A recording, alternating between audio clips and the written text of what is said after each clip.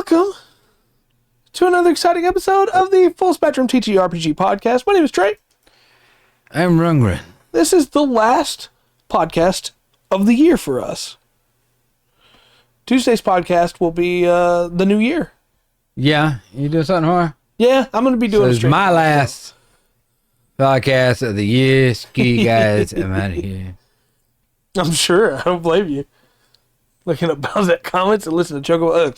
That Chocobo music is good. Dun, dun, dun, dun, dun, dun, dun, dun. Anyway, we're doing some more Pantheon stuff tonight. Yeah, so let's get situated here. 'Cause I've got my notes from last week. They're going through, and I should have organized them a little bit better. There's a couple of these that you can't read. So, I was saying it. I got a better sheet here. We start again. Because we've got an idea. Right. And we need to come up with what exactly we need for our Pantheon, right? We're looking for a little bit more structure this time. Yeah.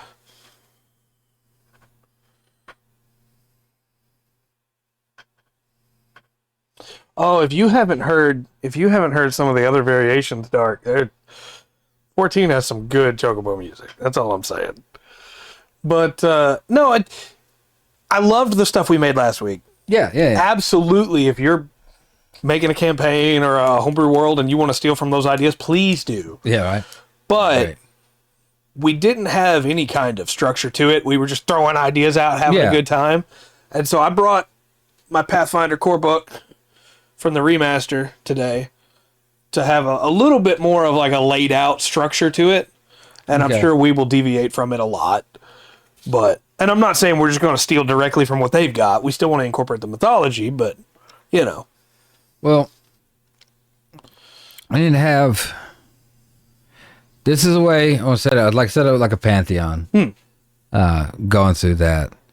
I kind of want to... Because there's different ways we can build this. Like, we don't have to even touch the world today, but we could also say, you know what, I want a...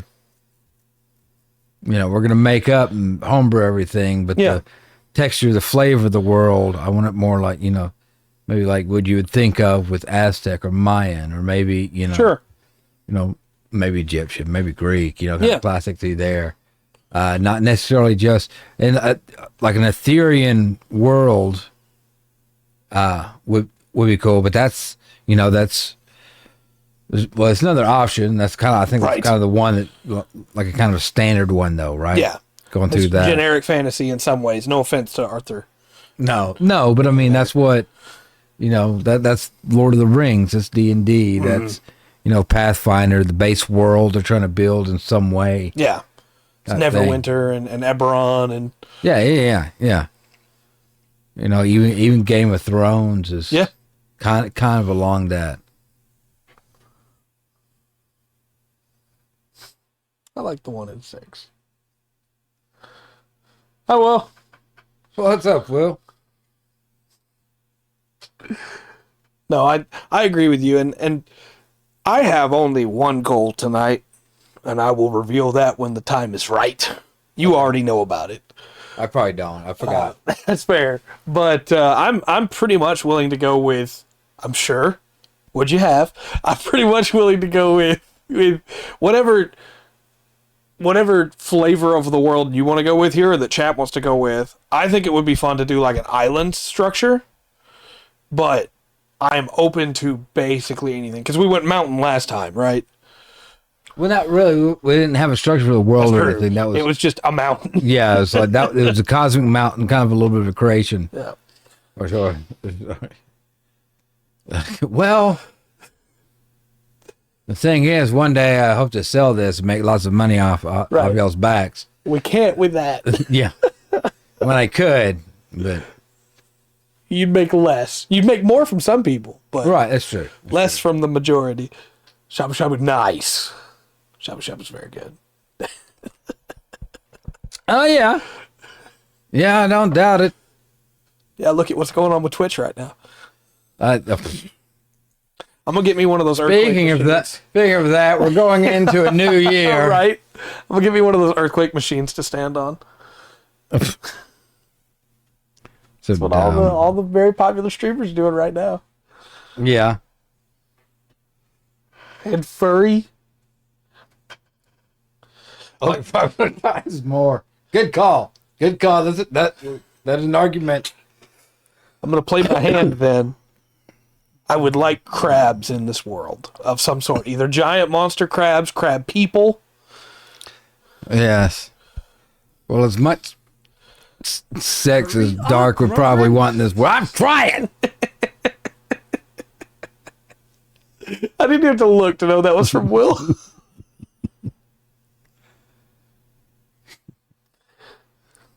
I'm sure. Ooh. I'm jumping ahead too much. I'll hold on. I'm jumping ahead too much. We don't even have the world yet, and I'm trying to make races in it. All of a sudden, Furry's got Trey excited. That I got really scared for a second because I thought you were about to write something down, and I was like, no, I don't think I'm going to write anything down. I want to keep it. Let's see. Come on, Trey.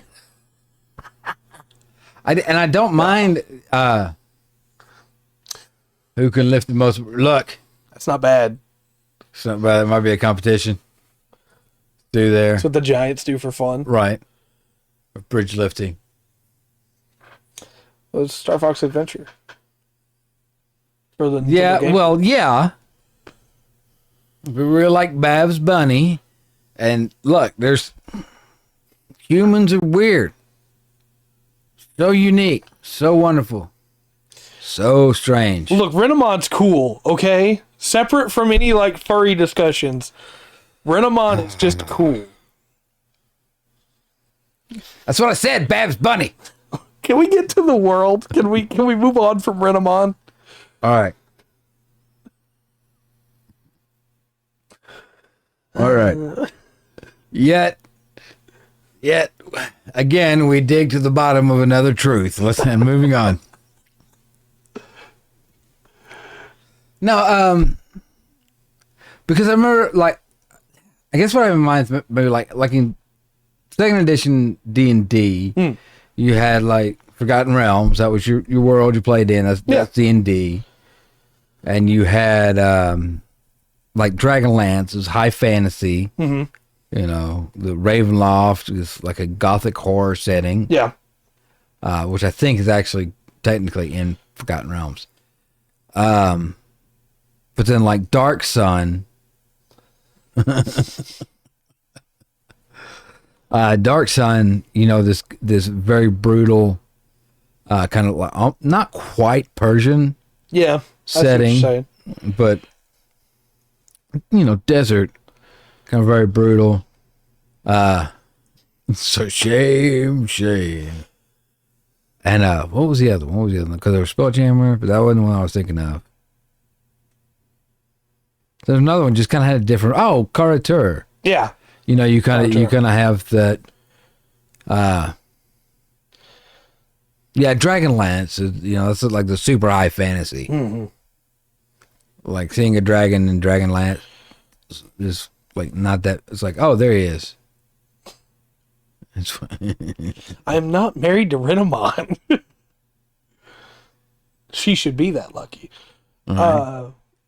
There was also like Legend of the Five Rings too that came in with like third edition, which was the Japanese setting. It included samurai and stuff like that. Yeah, I don't know how expensive one of those would be. Well, that's what. That's kind of what Karator was, because you got, you know, it's like, hey, there's the Oni. Yeah, and they gave you stuff and monsters, for flavor of it. Yeah. I said I don't even know how much. That wasn't interest. That was just... Yeah. He just doesn't care how much he had to spend. There's also like Kargakul that came in with the Dragonborn when they were introduced.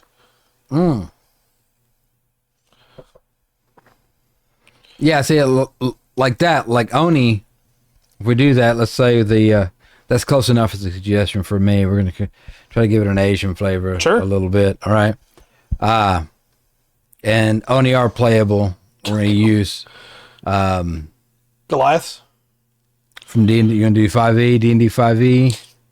It was just the first thought that came to my mind. We can Goliaths would work, or half orcs or orcs. Yeah, you could also do orcs. That's very true. I think a lot of Oni aren't like huge, but they are bigger than a regular human. Yeah, So orcs and half orcs would make more sense probably than Goliaths, because then we could still have the giants doing like bridge throwing and stuff, Right. as their own separate thing. Right. Coming to a town one day, they're building this paper bridge for a ceremony to please the giants. I'm not gonna pay $75 for rent a mod body pillow. No, gosh. Not when he got the lookalike one off Wish for a lot cheaper. I found that. No. How did we get here? I just wanted to talk about cool Trey. mythology, crab people. You know what kind of audience we have. That's very true. Going through that. So, if we're doing more of an Asian-inspired setting, Yeah. can we also have, like, we dial monk all the way up then, right? If we have a monk class, Okay. where they're doing, like, wuxia stuff. What do you mean, Will? Where, like, they can step off of Okay. Okay. all kinds of cool stuff. All right. Yes. That's some cool monks and everything. Now that we have the race and class you want to be, can we? Right, yeah. Yeah. Can we work on the world? So from the notes I have to do this,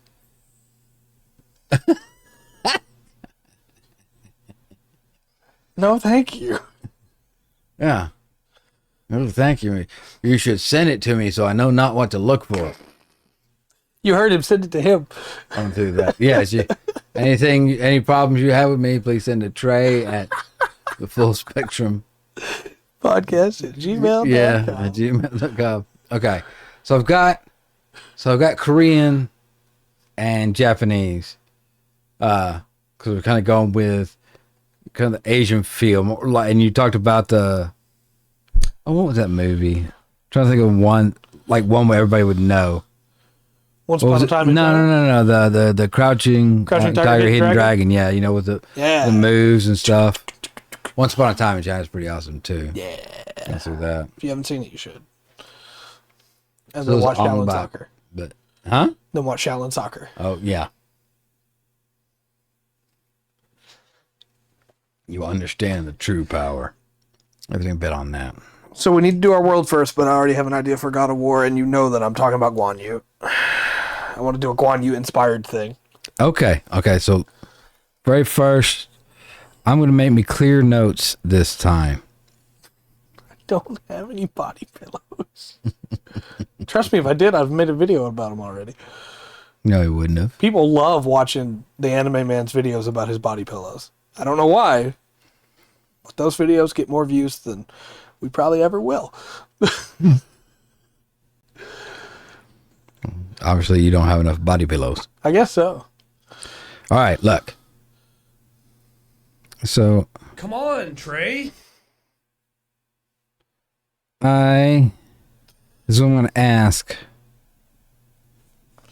from y'all, and I've got.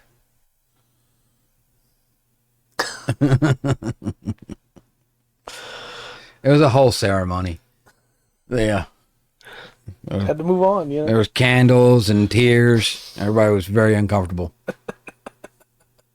30 minutes of awkward silence. I don't know. Yeah, you were there, so, you know. Appreciate you being there. You for me, had by the way. gun. Okay. So I was putting here is making my notes, right? For this world. And something. I think so, yeah. I think so. I don't know. Last time I heard Jack was with Diane. I'm old. Leave me alone. Okay, so I was looking at it, I was sitting back here, and I was like, okay, I kind of want to make a creative thing for this. We got good ideas. I know it's some boy Oni or a playable race. Right. And we've got an orc archetype we can use for that. Yeah.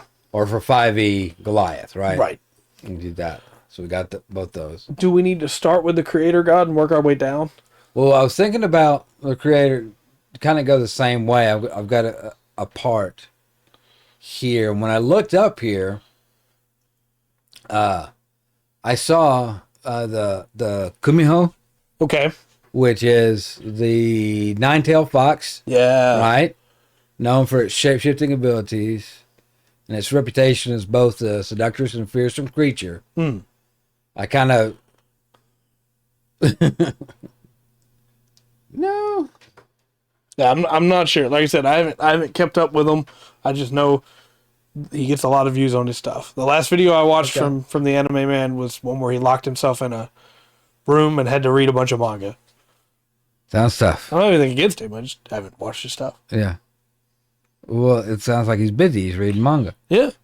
Okay. Busy guy. I had no idea. Okay. Well, there you go. Apparently I got more stuff to watch. All right. So,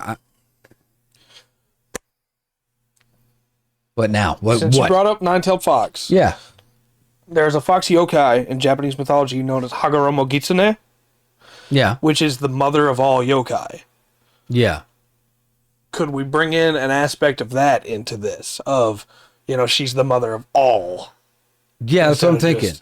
That's what I'm thinking. I got you. I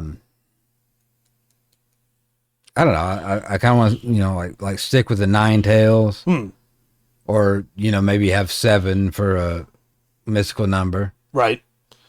I think that is the name of the show you're talking about, probably. I saw Squid Games. Yeah. Trying to figure out a way that we could tie the tails into the creation. Maybe with each she turned, and as her tails crossed the land, each tail brought something different with it. Okay. If we can start on the amount of tails we can have, each tail could be like each tail represents a plane. It's all connected to the main body. Yeah. Which has the brain to right. Wisdom and everything.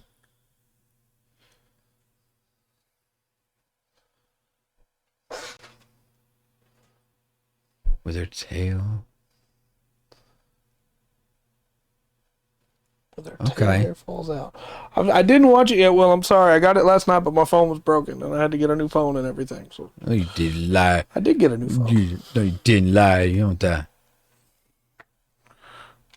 That's not bad. Yeah? That's not bad at all. I know. I'll watch it. I promise you. I just haven't done it yet. I'm sorry. I watched Ruger play Relicta instead in my free time today. And not do a very good job at it. It better not would have. I was so confused. No, I like that idea. I do. I think that there could be a really good dichotomy of the creator goddess that makes the world, and then creation is still within her tail. And as the tail hairs fall, more monsters are born. And she didn't want the monsters to come into being. Right. But here they are. Maybe we could tie it in with there's a specific one of her tails that it happens to, and that tail became frayed due to the other gods that came up. Right. I think it's something like that, or if we make a trickster god, something like that, and then the trick that got us to sneak up behind her, shake the tail, and the feathers fall. What? You blaming Ruger that I didn't watch the trailer? Listen. This is the kind of abuse I have to put up with. Kind of things I have to face.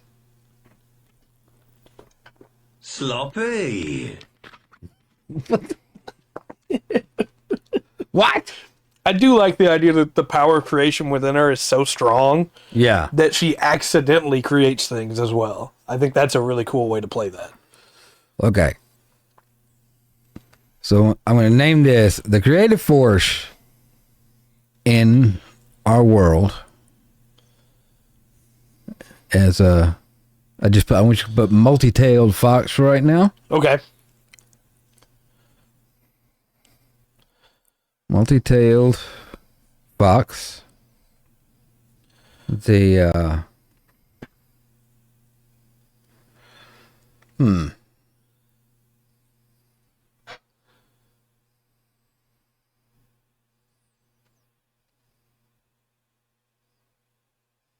possibly. Yeah. Possibly. That's not a bad storyline. I could see how that could work. Because each of them are at the end of the tail. And so they could work their way back up. Maybe the god of each one of the realms that is at the end of the tail works its way back up and created life that way. And in its climbing, it shed hair. Yeah. In an attempt to find the creator. Yeah. But they were fleas. Okay. Yeah, I like that. Until fox. I'm going to leave a little blank there so we can pick out the 7. So we're stealing this from, I lifted this out of, right? That's exactly what it is. All the gods and races, yes. Underneath this one creative force here. We sold where's my notes at? Hold Kumio? on. Yeah, Kumio. With a little bit from Hagoromo Gitsune. Yeah.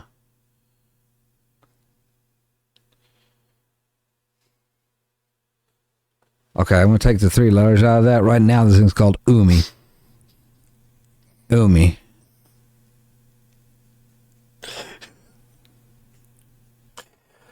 Never change, Dark. Never change. Yeah, but they're not the same size. That's pretty standard.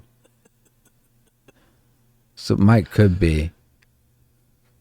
There's a lot of old like fertility figures that have been dug up. You know, they are portly little women. You know, with big boobs, wide hips, and stuff like that. So as far as the fox, the multi-tails, right? You know, I can kind of see it. I know we're pushing it. Right. But there is precedence that... for sure. Yeah. For sure. I like the idea that the sun and the moon could still enter the domains. I don't know how they'd do that if they were there. Well, no. And it's because she placed the world before her. And she does a dance before it each time. Yeah. And, you know, for the rotation of the sun, she's done this. The rotation of the moon, she's done this. So, you know, the seasons change as the fox thing dances. So did the races make it to the world because as they climbed her tail, she got annoyed and flicked them onto it? Possibly. Maybe she stands on top and dances on it. Maybe. Through that. And each time the people called up and pulled her hair or the other gods or offspring, however we go with it, pulled her hair, fell to the earth, and we have Cyclops and we have you know. She left. I'm gone. Right. And that's why nothing new is made. Right. You have no physical connection with the creative force now. And so there would be no clerics or paladins or champions or anything of... Oh, yeah, there would. But that's like, you cannot physically anything. You have a divine connection. That's it. Right. You know. You're not getting... Yeah. You know the old stories that talk about the many-tailed fox that created, you know. Yeah. So that would be like Path of the Ancients for Barbarian or Oath of the Ancients for Paladin. I think so, yeah, from 5e, yeah. But as we're using this as a creative force, you know, a life cleric could call out to this. Right. In a few different ways. Yeah, the literal power of creation. Yeah. That makes sense to me. Yeah, you know how foxes leap and then dive down into the snow? Yeah. That's the mythology, right? She's leapt. And one day, she's going to come nose down into the snow and find her prize. Okay. Yeah, I'm all for it. I like it. So, we have our creator god. Umi right now. Okay. Multi-tailed fox. Let's do that. Okay. So let's go into... I know this all BS, but I'm having fun with it. Well, I like what you said a minute ago about she danced upon the earth. Yeah. I like that a lot because that would also be how all the different planes came together. Yeah. In the dance. And so by all means, that could be where valleys and rivers and mountains have formed. And going through, yeah. She, you could even put something mournful into the creation story. Even if we're ripping off our last story, where she comes to the universal mountain and dances up and down the mountain and creates the earth and puts valleys into it and everything, basically carves it. That somehow, especially if we're going with a like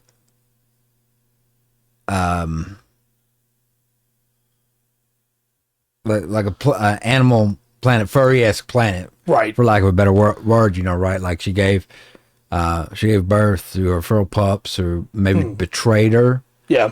And tears fell, and that's what filled all the holes. She didn't dance anymore. She just cried, and it filled the water. But the tides changed. Gravitational pull, baby.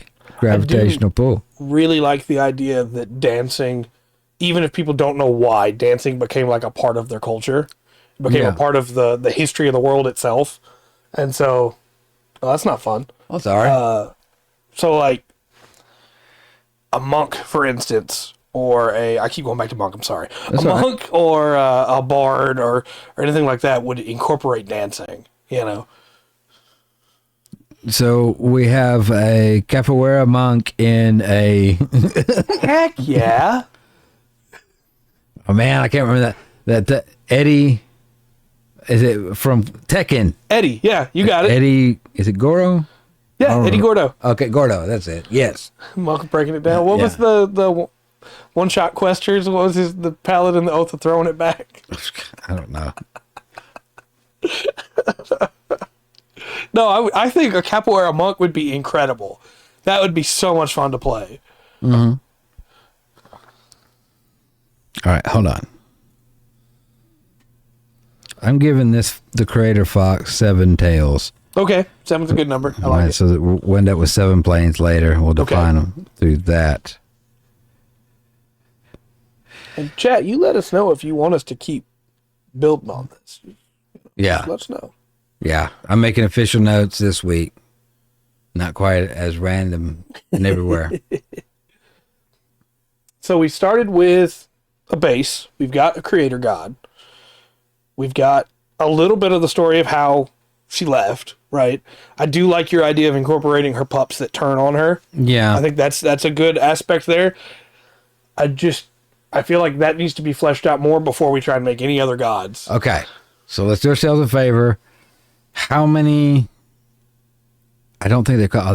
Are fox babies called pups or kits? I think they're kits. I think you're right. Right.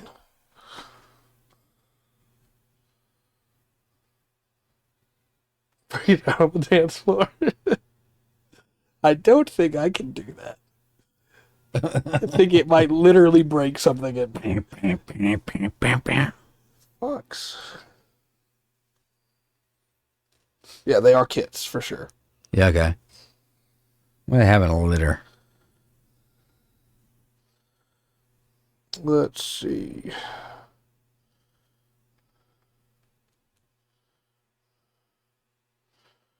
Averages between 1 and 10. Oi.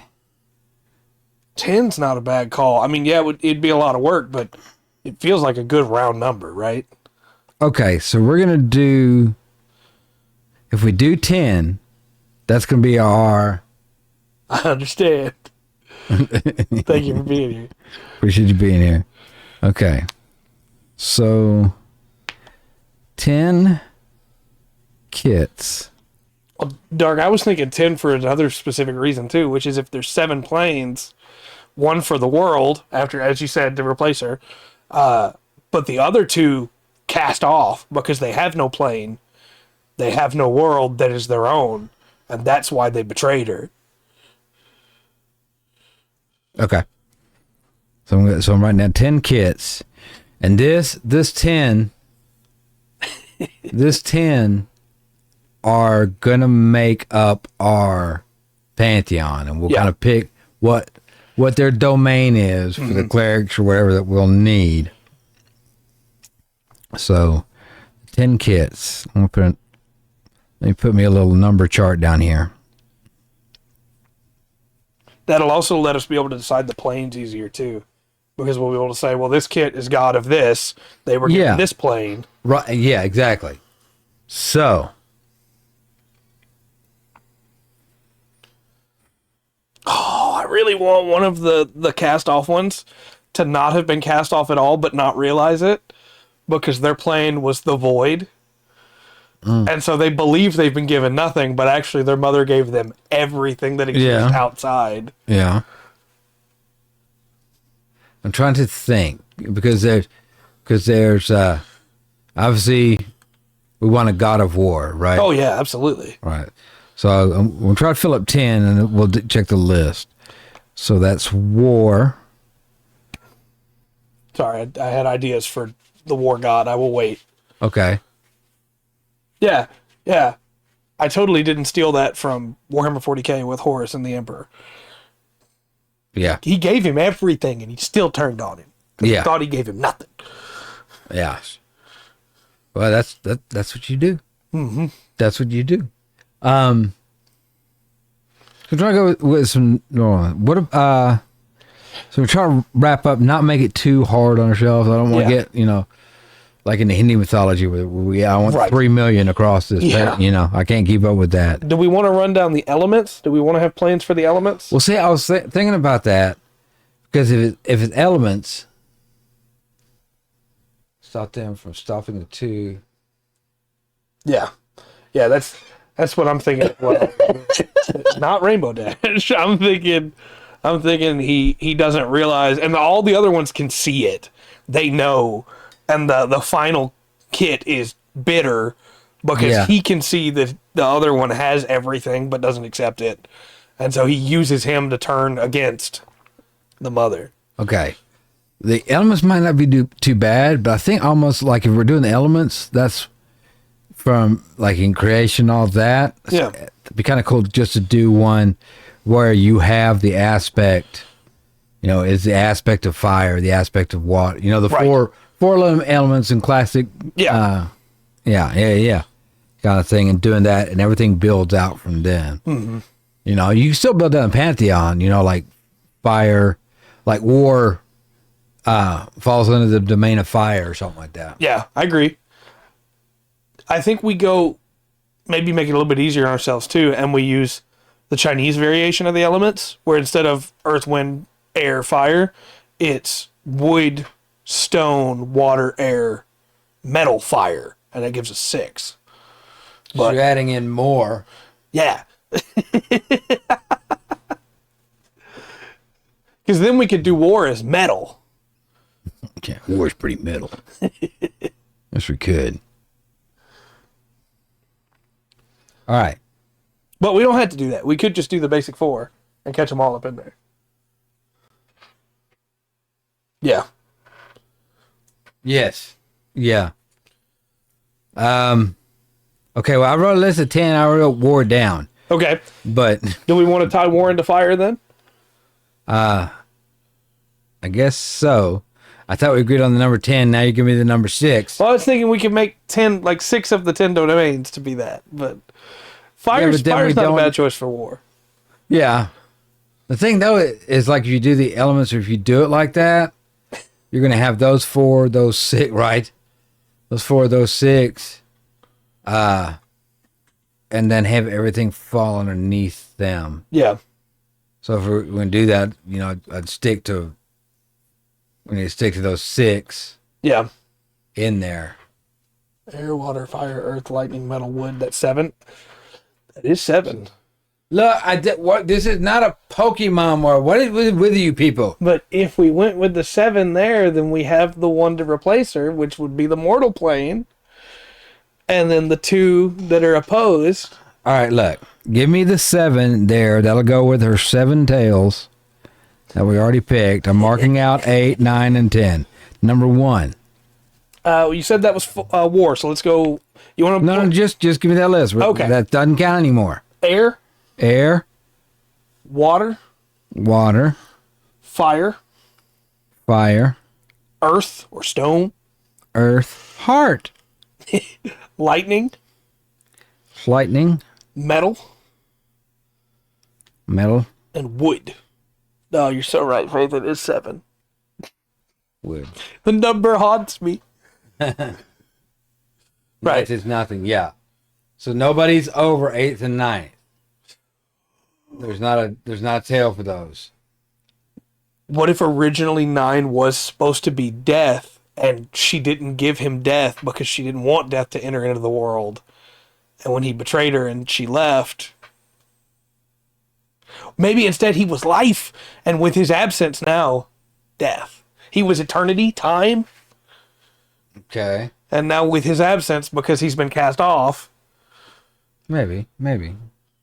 Just throwing out ideas. I know, but we can't get through nothing. Went to the elements, the Chinese elements, and now I've actually got these written down. Okay, so first one you have is air. Right.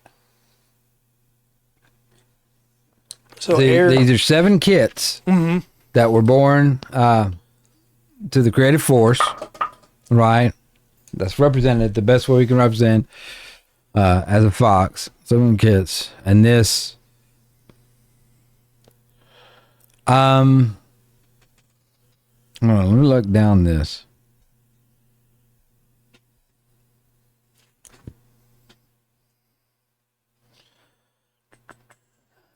So air, that's kind of easy. We can do something off.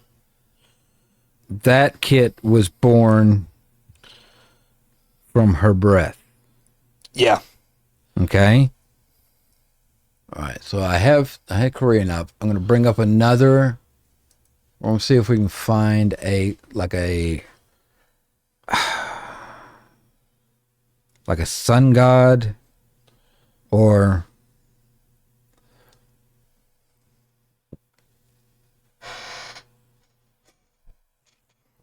it's right. Yes, those 7 different campaign.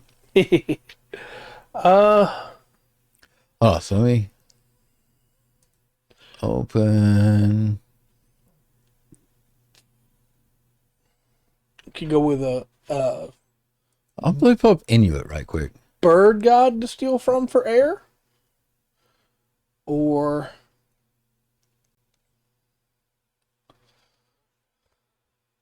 okay, hold on.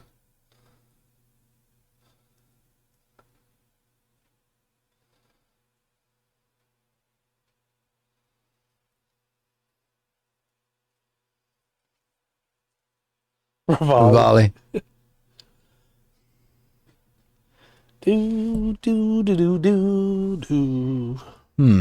Okay. There's a couple there.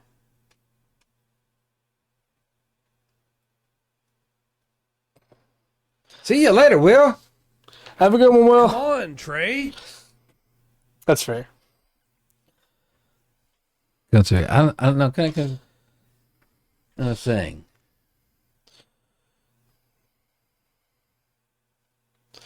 Hurry up, So the Rungren. closest thing, Look, you're supposed to be God. the closest thing that Pathfinder has, just for point of reference, to Right. A god of air, is Desna, the symbol of the butterfly, Yes. which is the goddess of dreams, luck, stars, and travelers. Okay. That might not be a bad one. As far as an idea of things that can go under that, Right. under air, so to speak, right?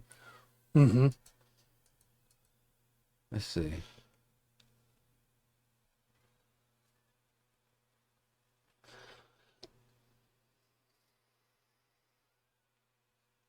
I don't know. I'm not seeing one that just jumps out at me. Dark is upset that we're starting with air.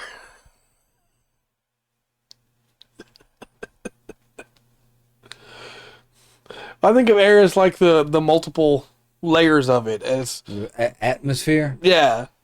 Just that's not gonna help. Not gonna help. If it wasn't a fox, I would say that it could be a bird. But well, no, I'm looking for something.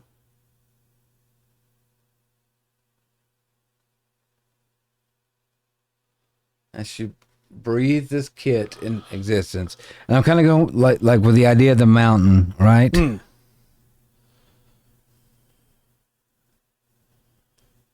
don't know. Does it leap from cloud to cloud? I don't know. I picture this kit being born from her mouth as she breathes out, and it's air, it's pneuma, it's wind, it's spirit, all this, and so it does, like with running and going it just goes everywhere. It's got 4 tails for this kit, and they're the 4 winds. 4 tails. Not that pneuma. Pneuma. Yeah. Well, that's the full scientific name. Yeah. Don't say that. So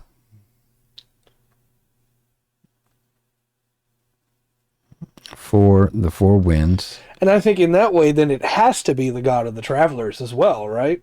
Because sailors would use the wind to go around. The name is Cloud Strife. Okay. I will call the police. What were they thinking? Naming 2 characters after clouds and storms in a row? Cloud Strife and Squall. So you can remember.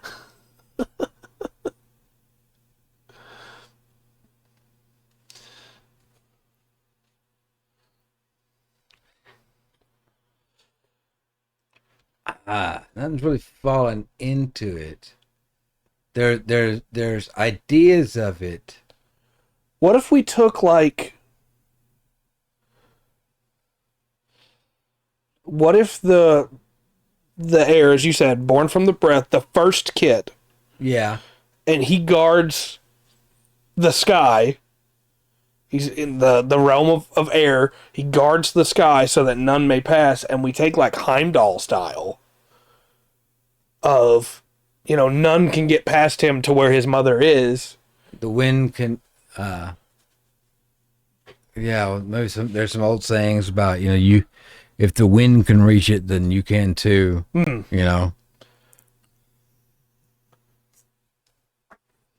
All right. So we ripped off the North from that. Okay. What is the name of the leader of the Eagles in Lord of the Rings? The Gwahir? Yeah. Because that's kind of his role, right? Guardian of the sky, making sure that everything goes as it should. Everything the light touches is mine.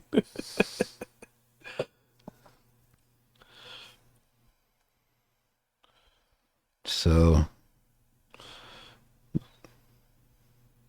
Guan. Yeah. All right. So Umi, the Universal Fox, breathed her first kit Guan. There's 4 tails pointing each direction. Moved so fast, the winds blew off his tails, pushing each direction. So first was born the atmosphere, but nothing below. Possibly. This might not be the final birth order, because we do have Earth. Yeah. I just wrote them down as from the list, right? Well, and even if they were born in a different order, that doesn't mean they made it to creation there at the same time either. It could be that the first kit she held for a while. Well, we've got 7 days here in the Judeo-Christian myth. That's 7 days for the Creation. According to young Earth theology, not all, but 7 days in there. So that might be each one a day. We might reorder them a little bit. Yeah, lightning and metal might be kind of cool to put. I don't know if they'll be interesting twins. Yeah, that could be really fun to play around with. But I've got water next. You don't always cry out of sadness. So we don't have the birth order yet. Yeah. But water might be a second one that is born from the tears. Yeah. Of joy. Yeah. For the firstborn. For the firstborn. Yeah. What is the Polynesian myth of the girl that fell into the waves and Dark, if there's one thing that I adore about you, it is your confidence. The Polynesian girl that fell into the waves and her fingers became the seaweed, and that's not Polynesian. That's Inuit. Oh, that's Inuit. Sedna. Okay, Sedna. Yeah. Yeah. Sebna. Yeah. For the water. Yeah. So let me give you I'll give you a quick brush up on Sedna right quick. Sedna. Inuit deity referred to as sea goddess or mistress of the sea, controls the availability of sea animals that, of course, the Inuit people rely on for survival. Right. She is associated with both abundance and hardship, plays a central role in many myths and legends. Yeah. And then we had this story about her as a young girl getting taken and her fingers were cut off and became the kind of sadistic, strange story. I really like the idea of playing around with the tails for these foxes. Yeah. Oh, go ahead. I'm sorry. Well, I was reading Dart's thing. That could be It could be this way. real good. That's why the sea's salty. The second born. The firstborn was joy, but it was also like pain and determination to create the first. And out of that pain and determination, the water was made. Yeah. So, if either way. The water kit, what if its tails are seaweed?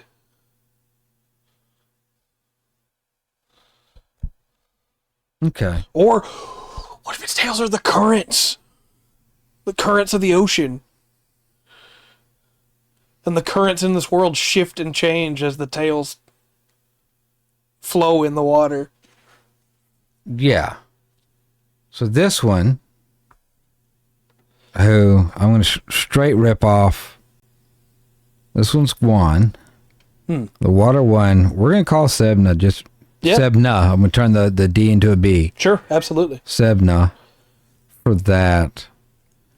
Tails are currents. I'm going to try and find some way to work each of the tails in to be something that ties into it. Okay, I'm going to say Sebna has 4 tails as well. Okay. Yeah. There isn't really... I mean, there is one, but it doesn't have a lot in it for Pathfinder. Because it is pretty much just, hey, it's Desna again.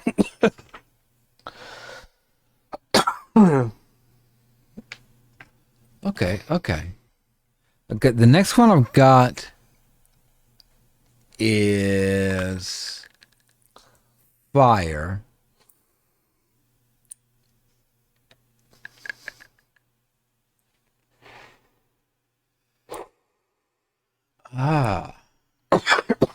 Sorry. I think you picked the right mythology there. Well, there's an Aztec, a god, Xolotl, god of lightning, death, and deformity, often depicted with a dog's head. Yeah. Going through that, and I kind of like the way that name sounds. We have lightning, but it might work. Yeah, we could always go with a different. Yeah. For lightning. For fire. So that's what we got next on that. Xolotl, fire, a dog's head. Yes, well, it's a fox anyway. Right.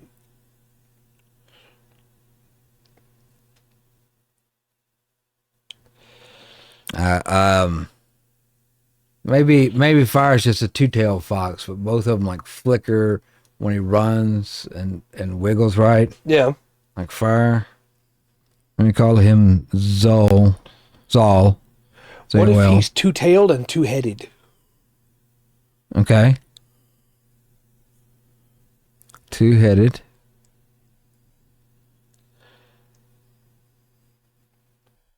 I like it.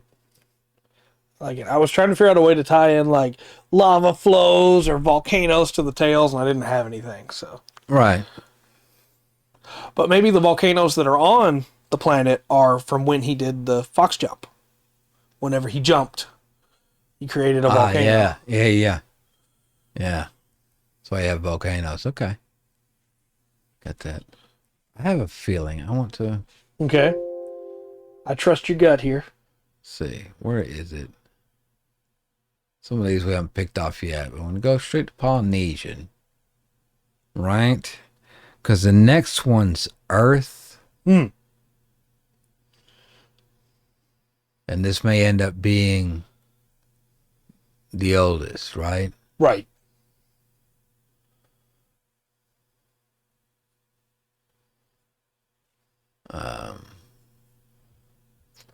What was under this? I like a Polynesian feel kind of feels right for this. And it might be because you said islands earlier and the world may end up being an island world or something like that, you know? But also the hikoi, the giant hermit crab, because you need to have one in there. We're going to point that out. I do want a crab somewhere in this.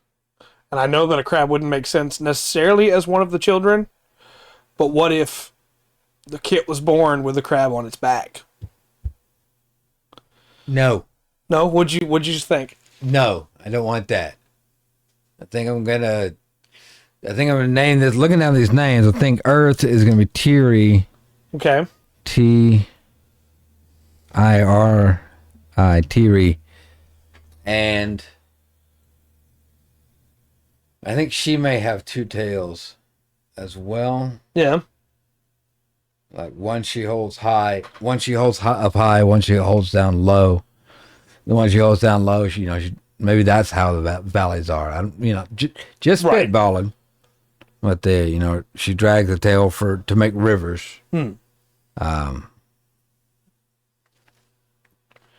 With the other carves mountains. Yeah, the other one, it carves mountains.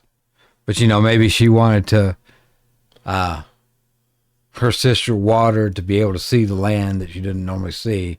So maybe she cut the rivers to let the water flow through. I wanted to come up with something fun for earthquakes, but I didn't want to just do again when They're dogs, jumps, but yeah. they're just shaking off Yeah. no, she got too wet. Somewhere it rained too much. And shake it off. Tiri, two tails, rivers, valleys. Yeah. Okay. Lightning. I mean, its tails have to be like lightning bolts, right? I guess. And then whenever a lightning bolt falls from the heavens, it lost a tail and it grows another. Okay. Maybe what if we made this our god of war? Could be. And it doesn't lose it, it rips its own tail out and throws it. That's kind of violent. Yeah. And then it grows another. Maybe it has 1,000,000 tails, and you can't actually see how many tails it has because it's all just lightning bolts. And they're flickering and crackling, I don't know. I kind of like the idea of it getting all fuzzy with static electricity. Yeah. Then over it, nose going off. So you just have this puffed out fox. Yeah. That's out. But the tails Maybe of that's why he's lightning will mad. work too. Maybe that's why he's mad. That's why, yes. His fur won't lay down. All right. Maybe that's it. Maybe that's it. All right, look. Lightning, another pup. Lightning use its tails. Use its tails. Many tails. Or I mean, if we don't want it to rip the tail out, it could just be that's when it swings its tail at somebody. There's a call him Shine. SH. Let me circle these names. And that's Shan. See that leaves us with 2. We gotta get our first little pantheon going and set our creation story. Okay. So we've got metal. Okay. So in Chinese mythology, metal is also like minerals in the earth. Yeah. And precious stones and things like that. It's not just specifically only blades and axes and things like that, but it's also tools. And so this could be our forge. This could be our Hephaestus style. Okay. This could be the god of creating, not creation, of artisans. And so I can't have a fox that dresses up like Ozzy Osbourne. And... No, you still can. Okay. That's great. As long as that's still on the table, we could still talk. All right. Grab something from Polynesia. I want to grab one we have. Grab here. Tony. Tony. What's Sinhalese? Because iron.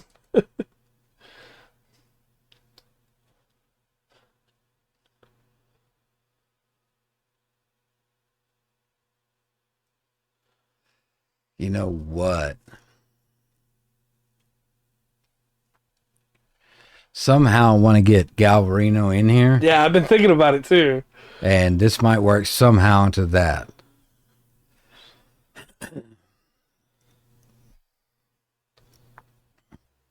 His tails are blades? No, I don't think that's it. As exciting as that would be. That would be very cool. I'm going to call this guy Gaul for right now. Sure. All right. I like to imagine that depending on the day that you call out for him, he's either like, yeah, beat your swords into plowshares. Or, hey, if you don't have a sword, go buy one. Depending on the day. Well, metal is just hard and really not good for anything in its ore form, right? Right. Paperweight. Yeah. Yeah. But through destruction and fire, you make metal. I know you're saying from the Chinese perspective, it also got like gems, ores, right, or things things you pull from the earth. That still have to be worked to be able to be worth much. Has to be worked to be worth it. Yeah, I think go ahead. Well,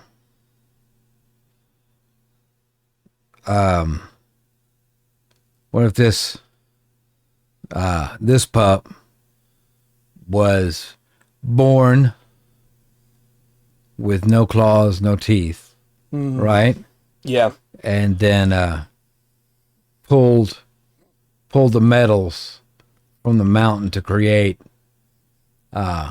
his claws and teeth. Yeah. That ended up at the end of the day being, sharper and more work better than the regular teeth. Yeah. That's where we get the Galvarino aspect too. I like it. Metal teeth. And that inspired the people to hearing that story to improve themselves and craft and learn how to make and not just settle for berries in the field. Yes, well, also in later ages, the steampunk cyborgs will use that as an excuse to build themselves. So I was already thinking about a cleric of Gaul that has no, he doesn't have a shield that he holds in his arm. His arm is his shield. Okay. Metal teeth. Did I write that down right? I can't see it. No, no claws. Yeah, metal teeth, metal claws. I can't write when it's trying to fall. Okay. So that leaves us with number 7, wood. Wood. I mean, that's life, right? That's That's the forest and the animals and.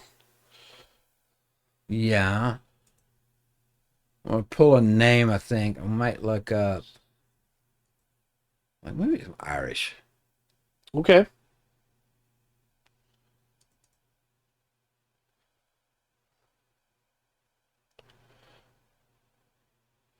Because we could just go straight to Tanya here. Yeah, but I don't want to pull that name exactly like that. No, I agree, but like Lady of the Wood. Yeah. We could also add in the aspect of like what Mononoke did for the Oberyn for the Lord of the Forest, where it was the giant antlers. What if this fox has a set of antlers? Yeah. Yeah. Of that. And like, yes, she's she, whatever's going to be the goddess, over forest, but also like like her domain is just you're constantly walking in deep woods. There's no city, nothing like that. Yeah. Favorite place of the elves?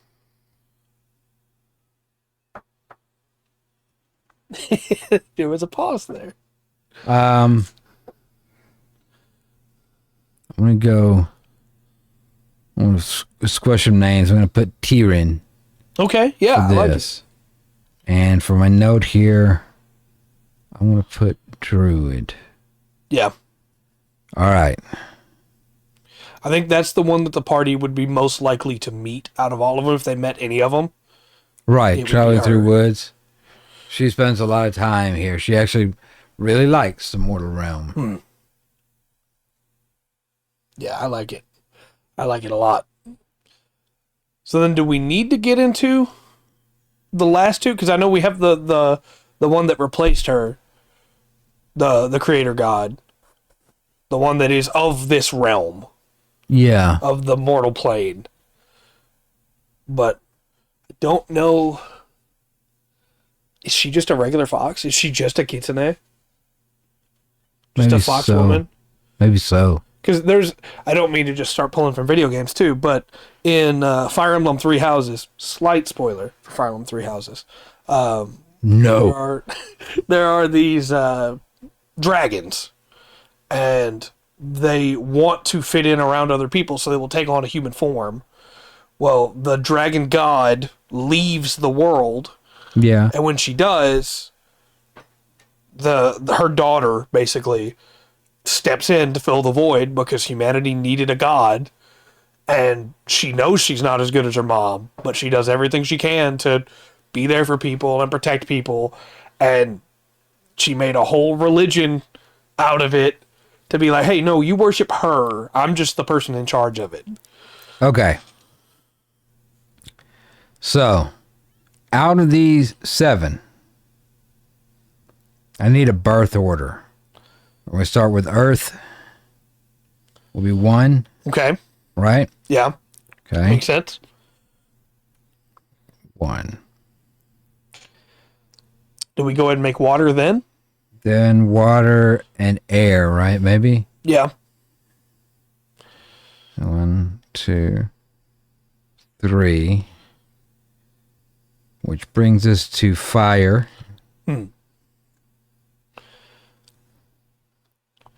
And do we do the opposite of fire then and go wood? I guess not the opposite, but you know what I mean. Destruction that also brings creation.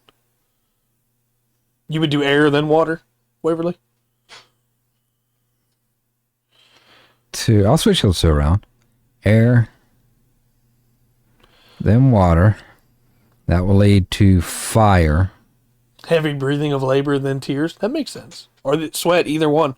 It works either way. Yeah, it does. Both of those make for a good myth. You know what? I'm going to throw us for a loop here as I put this together. So I'm going to go 1 earth, 2 fire. Okay. 3 air. 4 water. That would make a lot of sense, Faith, if wood is the baby, the youngest of the 7. So that makes lightning. No, that's going to make metal. 1, 2, 3, 4, 5. Okay. Lightning 6, with the baby being the wood. Yeah. 7. and the 8th is the replacement. The 8th is the one that is for the mortal plane. Okay. This would be our Bahamut, right? This would be our god of justice, maybe? I don't know. Of maybe of just the balance. Of the balance of life. Maybe so. That's not bad. Because then I think of, the scales. Burning pain, then heavy breathing, then sweat and tears. Yep. Yeah. Yes. And the scales we could go either Egyptian or Greek with. There's, if we're doing balance, there's options there. Yeah. Well, I think there should be an 8th, maybe a 9th kit born. I was kind of shooting around the ideas that like you and Dark put forth about that and what they may be. So I can't, trying to sort them out. Like an 8th one was born. That was, we have nothing special to say about. Right. It's like not really ignored. It's just like when this kid was born, looked at all that had been created, decided they didn't want to, maybe they didn't want to create anything. They wanted that. Yeah. Umi, the creator force, doesn't know that this one was born. Right. Do that. And this one hides number 8 or maybe number 1. I don't know. Right. But that one, hides out in the void. Yeah, that's maybe first. But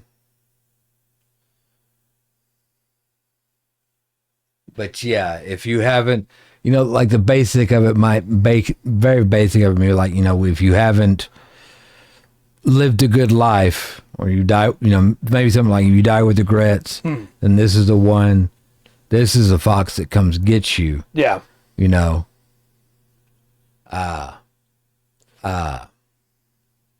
Comes get you for and takes you away, So we go straight Anubis with that then, because that was his job of if you passed the test that you didn't even know you were taking, then you went on ahead. But if you failed, well, you go with me then. Yeah. Yes, yeah. If you fail the test, whatever it is, live a good life, die without regret, whatever it is, that you were a good enough person at the end. That if you weren't, or maybe like you say, he comes and judges you. Yeah. And you get sent away with one or the other. Yeah. If to be taken to Umi. And then you stay on the mountain with her. Right. If not, then this 8th one, this ignored one, the abandoned one, will take you and throw you out in the void to scream emptily with others. And maybe eventually be devoured by those that have been cast away. Yeah. I really like the idea of taking either the 9th or 10th and making them like the far realm. I know D&D never really touched on it, but they made it to be like the Cthulhu of the setting. They basically only use it in 5th edition as where the Great Old One is. But the idea of this space that exists on the very verge of creation that almost doesn't exist anymore. Yeah. That nothing sentient can live there and stay sane. Right. That the very walls don't line up right, of reality. That is where one of them wound up. That's such a cool idea in my mind, and I hate that D&D did nothing with it. It's kind of crude, but if we do this, I'm thinking Cthulhu and stuff right here. If we do this is the last kit born. Umi, gives birth to wood, or whatever the story is there, and, of course, makes grasslands and trees and things like that. And then she thought she was through giving birth. And I know this is gross, but it will fit with the story. But after being done with all the kids, it's like, yeah, I've finished the world now. Right. We'll go. She drops after birth, going through, thinking that she's done, and that's the last kid right there. Yeah. You know, that comes through, that leaves, and grows up, as I say, outside of the light of Umi. Yeah. You know. Yeah, and I agree. I think if those are the two, and the void, the balance stays, realizing what he's done, driven his mother away, and the madness, the abandonment, the emptiness. Okay, hold on. So the first and the last are two that betray her. So the firstborn, so we end up with what we're at 9 now. Right. Right. So the first we add on. There's that being doesn't betray her, but it's the background for everything else. Because at first there was the void, you know, and into the void, Umi adds things. Right. So, in a weird twist and like deep thinking words, there's not really much to think about. You know, her firstborn is the abyss, is the void, is nothing, is, you know, nothingness. Yeah. To speak. Like we don't know how many. You know, you couldn't say how many tails it has, right, or anything like that. We don't have any description of it. It was just that was the firstborn out of the eternal Umi. Do we give that one the stars, or do we have another child that's not a part of the 7, that never comes down to the mortal plane, that is the stars? That is the cosmos within the void. Because we had originally said 10, that would give us 10 again. And that one could be never meant to betray or anything like that, and was just existing in the cosmos. And when the stars fall, it could be the tears of this kit that is still looking for its mother. Yeah. I don't know. So many ways you can go with it. You can get bogged down in it, right? Yeah. So first of all, I'm going to start on their alphabet that they're going to have and their language. Right. Then we'll get into the currency. Right. What the tax policy is. Mm-hmm. What ties are to be taken for the Church of Sebna here.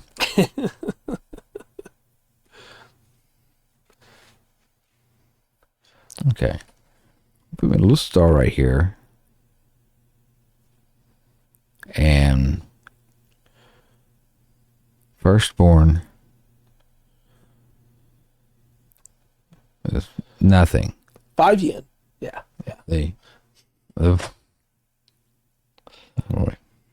Okay.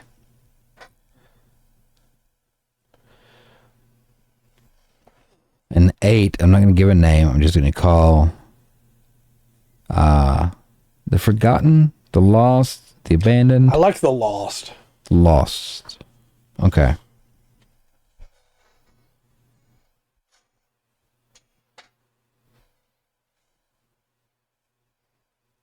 I dig it.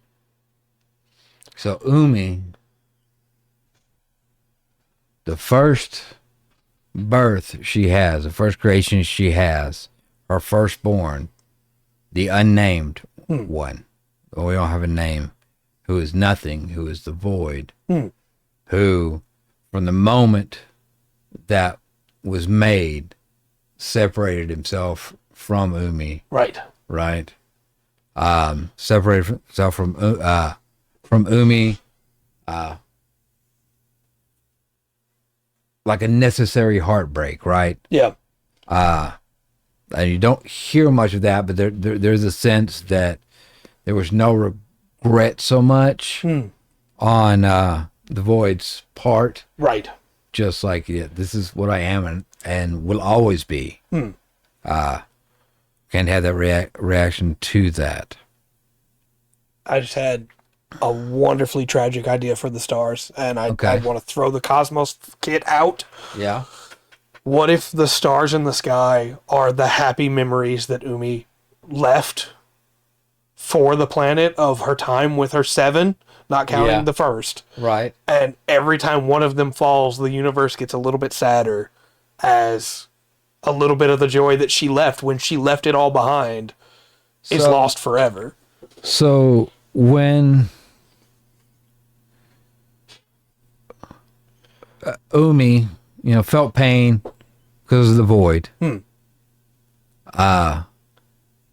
Through that, and it was there was something solid and true about that pain and that hurt, and something that was necessary about it. Right. Because now that the void was there and separated itself from her, she shone more brightly. Right. Right. So shines much more brightly in the void. But the solid truth of what happened, that is the earth. And that's where she creates earth and gives birth to Tiri, the two-tailed fox. And she's curled up as earth. And then she stands up and stretches and moves and stretches out and lowers one tail and kind of dances around. She's of the earth, but she also is earth. So it kind of breaks and falls away from her. Becomes a ball that she dances around out of. And bites on, chews. Becomes her toy, right? And so in the pain and loss of the first creation, that was first. That was necessary. There's so much joy. Yeah. In this, and so little points of light started to appear in the void, because though the firstborn and the creator could never be together, the laughter echoing, just the happiness of this innocent pup jumping around creating earth, and chewing up earth. There was some kind of connection there, so we start getting the stars, right? Who are we going with next? After Earth was fire. Yeah. So how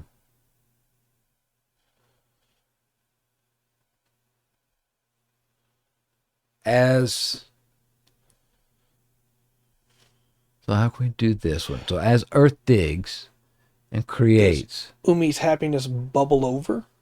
It doesn't show. I don't know. We do that, or anger that there's this wonderful earth that has brought this one kid so much joy, and there's no one to share it with. Yeah, I like that. And her temper flares for the first time. Yeah, her temper flares not only in anger, hurt for her child, not that the water kid, the earth kid, would understand loss. There's nothing set up there for them to understand loneliness, which just burns through her, and she loves her first kid. So the burning of that love and anger, that mix, heats up it breaks off like a hunk of burning love. Right. Inside Earth, creating volcanoes and stuff that set fires to things. And, of course, what this does is now fire, there's deep fire underneath the earth. Yeah. Fire and earth are always mixed. Yeah. And these two kit are family, and they love and play. And that's why there's volcanoes and earthquakes. Right. And on this day, more stars appeared in the sky. Right? These moments of just love, of just the mama fox watching her crappy little children have fun. Then comes air. Right. Which is from a mother's sigh of it being at ease. What do you got? I had the same thought, a breath of relief. Yeah. And he's born from that. Yeah, so with a breath of relief, Guan is born. With his 4 tails pointing out in 4 different directions. Yeah. Right? And a joy at not only being so happy at being created and seeing his siblings, his mother, and being part of it, shakes the tails, sends wind each direction because it's falling off. So you have the 4 winds, and that's how we get air. And of course, he joins his brother and sister and play. Right. So you have fire, and the fires flare up.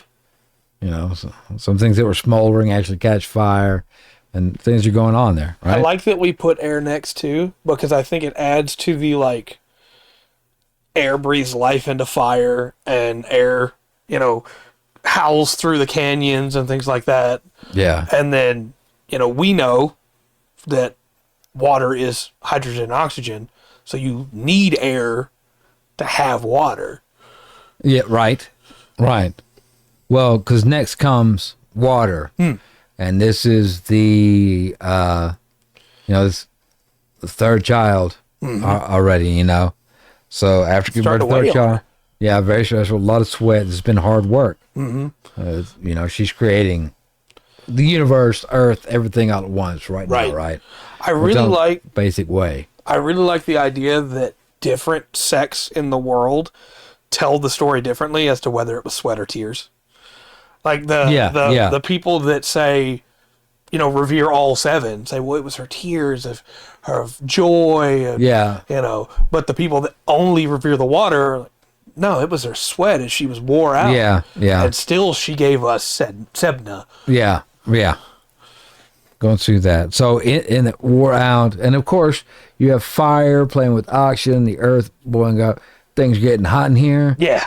She's sweating. She's been in a lot of work. She starts sweating out of this sweat, which is out of love. Yeah. It's out of bitterness, and joy and everything. It's just been hard work. A lot of emotions have happened.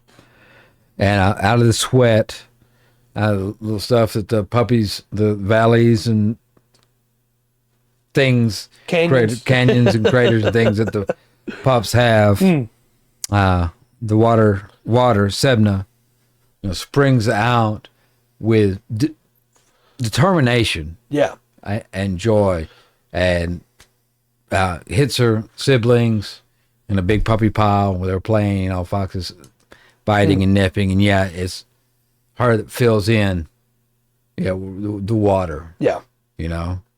And where the most water is, where they played the most and they got real sweaty, it's salt water. Yeah. And where their mother's tears were over them with have fun puppies, that's the fresh water. So we can separate them out. Sure. Next comes the metal. Yes, it does. I got you. Okay. As the earth that has been heated cools with the water that brings the temperature back down, okay, it hardens, and from it ore is born.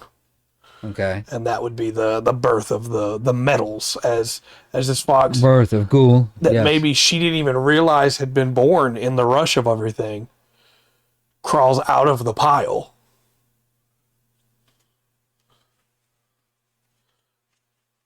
Okay. All right. So we're fine a little bit. So from the offerings that the kids are giving back to the Creator, right? We've got earth, water, air, fire, all, and with all of those interacting, and there's steam. They're playing in creation. There's steam going on. Oh yeah. Water being just being one way, things like that.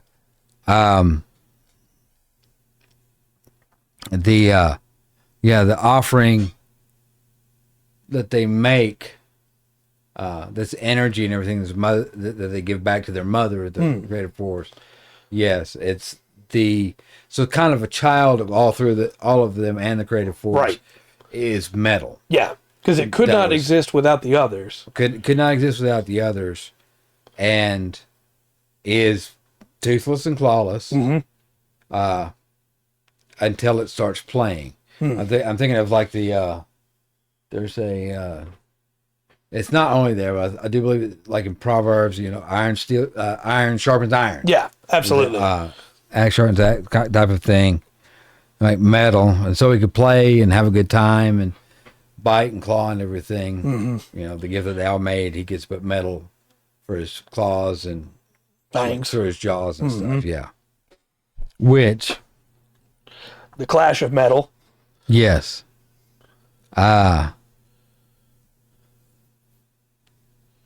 So all of this, yes. Presented, so you got all these kids playing now, which builds up a lot of energy. Do we want to do this as a peal of laughter? Like a bolt from the blue? Maybe. Or did you have a different thought? Well, like, maybe. It's like there was a moment, one day when the kids were playing, there was a shake, and their little pup group fell apart. When it did, the mother fox laughed at her children, right? All falling down and being silly, and that sharp laugh surprised them and lit up, just for a second. Yeah, and out of that, lightning was born. Shan. I still picture a fox all like staticky. So yeah, I'm good with it. With lightning bolts. Let's do that. And its fur can never calm down because it's got lightning right there. Yeah, constantly. Brush it down, it just comes right back up. Yeah. We're gonna see some conflict there because apparently lightning gets along great with, let's say, water, Stebna. Right. Metal, Ghoul. Not so much earth. Right. Doesn't quite understand the fire on that. And is rather afraid of the firstborn. Not rationally afraid. Like something about the firstborn, the void, scares it. And that's one of the reasons to build up a lot of energy and let it all out real fast. It'll be real bright light. Yeah. And then go into hiding again. I really like the idea that when the lightning strikes, it's not that it creates fire, but that fire rushes to see what happened because they don't have a great relationship. Right. They can both burn things, but they both say they do it the right way. All right. And maybe from that, as the mother watches, as lightning strikes Earth, and fire rushes over to sea, when the fire fades, comes a seed. Yeah. Okay. Here's what I was thinking with that, because we're going through that linking all that in. So you have all the pups playing, they fall apart. You get lightning. Yeah. Made right. Sometime as the kits are asleep, Umi walks among them, and as she does, kind of like the Princess Mononoke thing, it's been used many things as you walk each footstep through earth. Things grow behind her. Yeah, things grow behind her, and that's the birth of Tyrion. Yeah. The fox of wood, the forests, woods, jungles, wild places, things like that. And and that one, so Tyrion loves all her brothers and sisters very much, but she knows she can't play with them. Yeah, she can't play with fire. She can't play with lightning. Yeah, earthquakes destroyed the forest. Yeah, the waters wash it all away. So she can only be kind of on the surface. Yeah, she doesn't go to the deep conversations or anything. But after Umi has given birth to these 8 over the eons, however right. Right. Umi looks back and looks over the creation that her and the kids have made and clears herself, believing her done with that. Right. But she wasn't, you know. And so we have the lost, who I'm going to say could have called out. Yeah. There was a moment to call out, but in anger. Yeah. Anger and bitterness. Yeah.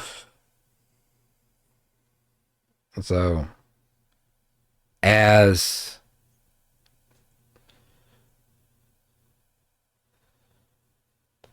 he doesn't realize it, but since he's a god, but given over nothing, he's the god over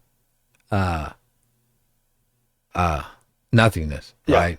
He's a nothing god, which actually makes him more powerful than the firstborn, right? The void. Yeah. Being god over nothing, he's technically the god over that. But is too little, jealous, and selfish. Yeah. To see it, right? Like this guy. This is the loss is angry Loki. Yeah, absolutely. I think so. Going through that, and if he ever accepts that, and embraces the void, so to speak, instead of trapping people out there with their small weaknesses, like they have a regret from their life that he can hook his claw into and drag them off to that, going through. And I think that's where we get everything else, right? Because he attacks her. He must, to be sent away. Yeah. He attacks her, and when he attacks her, life falls from her hair. Yeah. And everything is born that wasn't already there. Yeah. So instead of calling to her as she turns away to leap away before she comes back down for a hunt, he attacks her and rips like one tail. Yeah.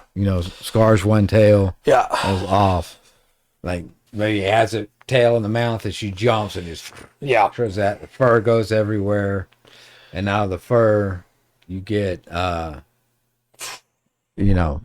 Cyclops. Yeah. Chimeras.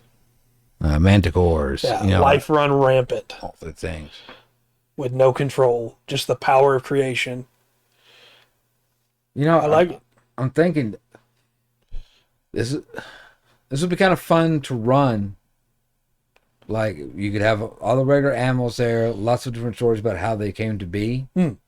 From what we've got, built up here, disagreements or challenges between the minor gods. Yeah. To create to explain why things are the way they are.